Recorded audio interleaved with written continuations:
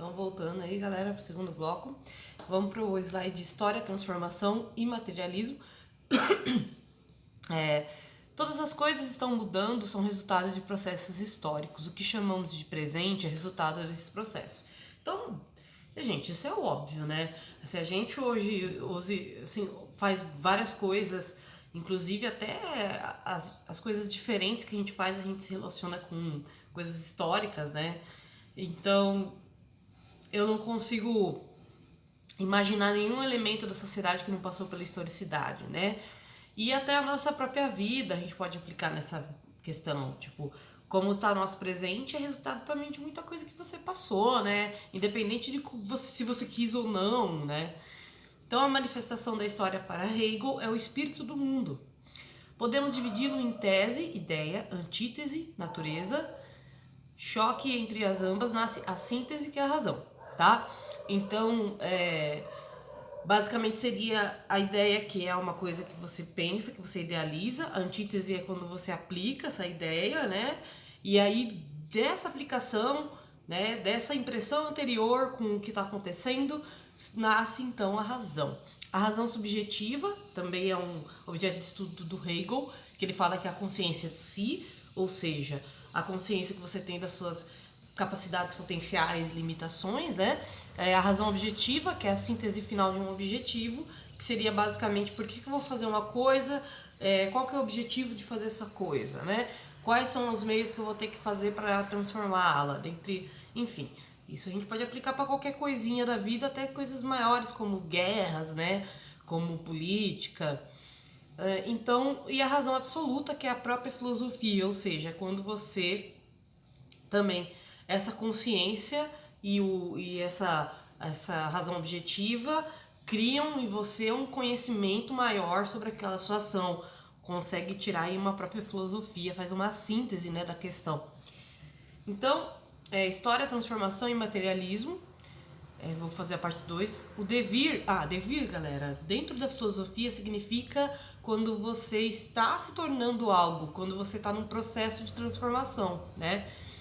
Então, vou pegar um exemplo bem básico de uma criança que começa a fazer natação e aí no futuro ela mira que se torne um atleta, né? Então ela tá naquele processo de devir, né? Aquele processo de transformação, porque ela nem tá no estágio inicial que ela não sabia nadar, mas também não tá no estágio final, né? O devir em Marx toma outra proporção. Não é nossas ideias que condicionam nossa realidade, mas o oposto. Nossa realidade que condiciona nossas ideias. Então ele pegou aquela ideia do Hegel, que estava assim, né? Então era a ideia acima da realidade. Então a realidade é a concretização das nossas ideias, né? E a partir daí a gente pode fazer uma reanálise dessa ideia, mas acaba sendo uma coisa que parte das ideias. E faz assim, né? Ele inverte. Ele inverte porque ele fala, não, na verdade não. As nossas ideias partem primeiro da materialidade, da condição que você está, né, socialmente falando. Então, é óbvio que uma pessoa que é pobre, por exemplo, não vai pensar que nem um burguês. Por que ela não vai pensar que nem um burguês? Porque ela está muito mais preocupada em sobrevivência, ela está preocupada em comer o pão de cada dia dela, manter as contas em dia, né? Ter um mínimo aí para sobreviver, manter o seu emprego, se tiver família, manter a família bem alimentada, né? A preocupação de um burguês não é de sobreviver. Então ele pode fazer aplicações, ele pode usar o dinheiro para investir na bolsa de valores, né? Dentre outras coisas.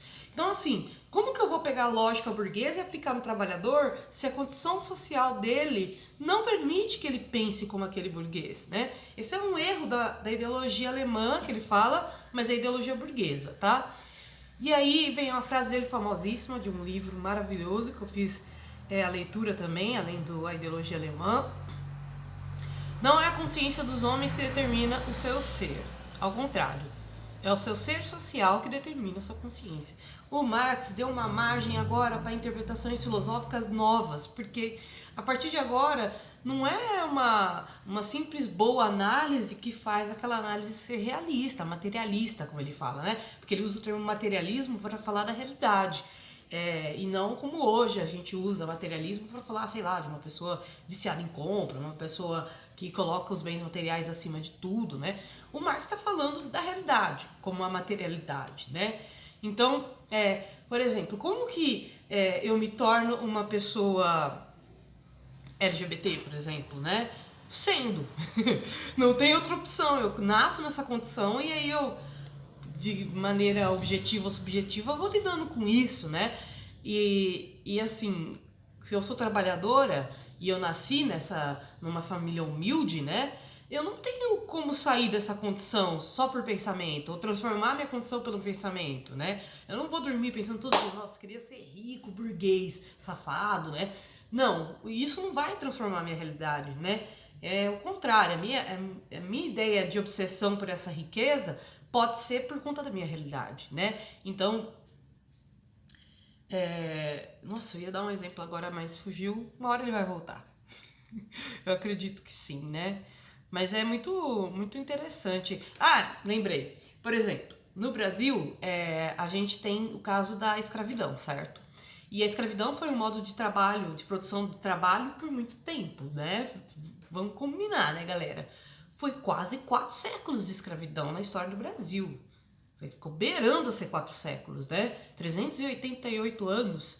Então, a gente tem uma visão do trabalho ainda muito escravagista, em vários sentidos.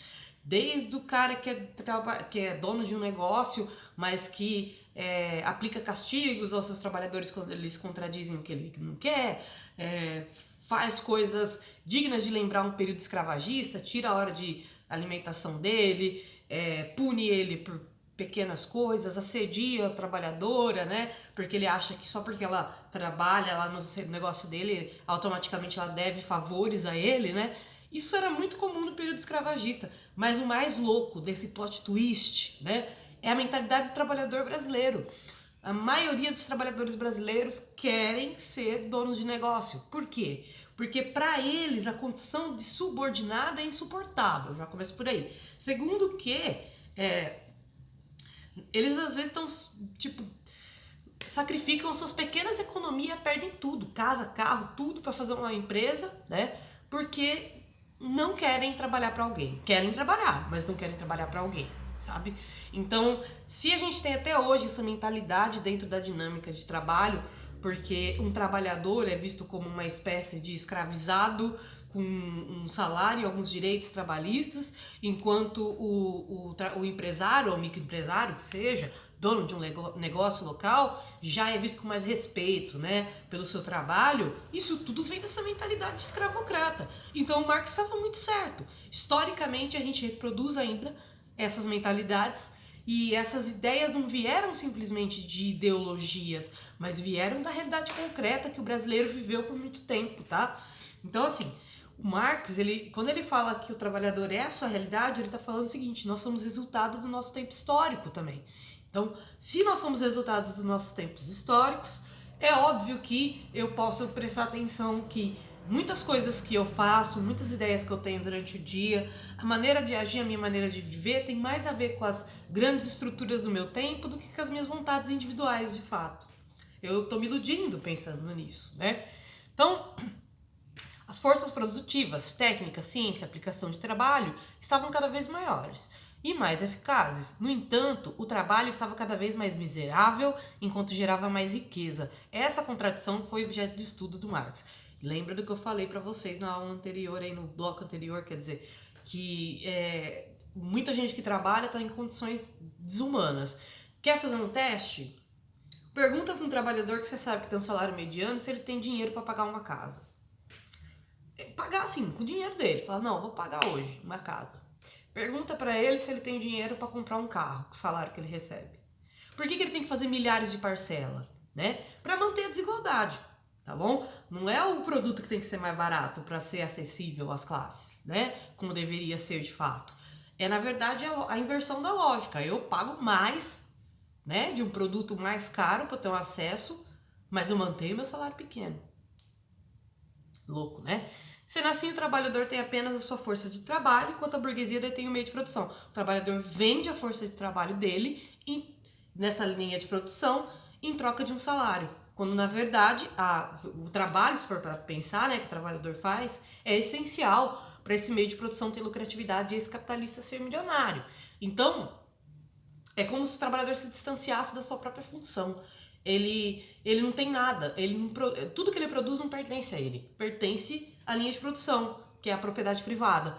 Enquanto a única coisa que pertence a ele é a força de trabalho dele, que ele vende, que ele negocia, né? Negocia, gente, não tem negócio nenhum. Eles te entregam um contrato, fala, você vai trabalhar em tal hora, tal hora, tal hora, e aí você vai receber tanto. Tó. Não é negociação, né? Eu dou muita risada quando a galera fala, porque agora o trabalhador vai poder negociar com o patrão. Gente, não é que eu vejo todo mundo como pessoas malignas e benéficas. Eu não acho que todo trabalhador é gente boa, enquanto todo burguês aí, por exemplo, pode ser necessariamente o próprio Drácula aí, né? Com o sangue dos trabalhadores.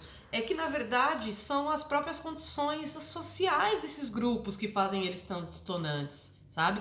E aí é óbvio que pro burguês, que para ele tá muito bem a situação, quando ele tá na lucratividade, é claro, ele não vai querer mudar a condição do trabalhador. Você acha que ele vai querer gastar mais para dar um salário mais justo pro trabalhador para poder comprar um carro com o dinheiro dele?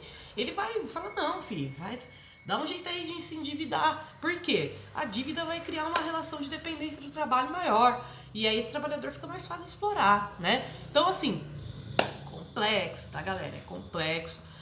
Eu sei que quem é trabalhador, a maior preocupação são as contas para pagar, porque elas que garantem uma dignidade mínima pra gente, né? Então, para um burguês não é isso.